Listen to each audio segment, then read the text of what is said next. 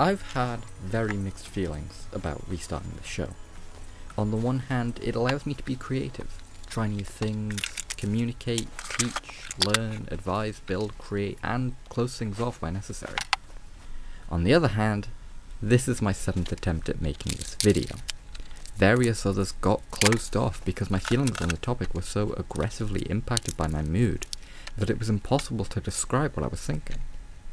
But what I think now is that this is becoming necessary.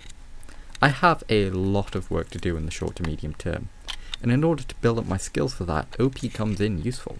And plus, I like the thing. I love making this series. It just takes time. A lot of time. Time that I didn't always have, or at least feel like I had.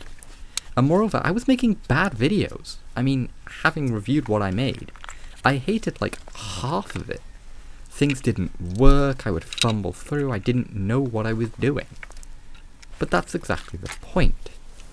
I make these videos to learn these things. I make them to grow, to expand my skill set, knowledge, and to prepare for when I'll actually need to apply those things. If it teaches or interests you, that's a bonus. So, what if it's a bit rough around the edges? It's mine. It's all of us projects, after all. Oh, just one more thing. I came prepared this time. Welcome back.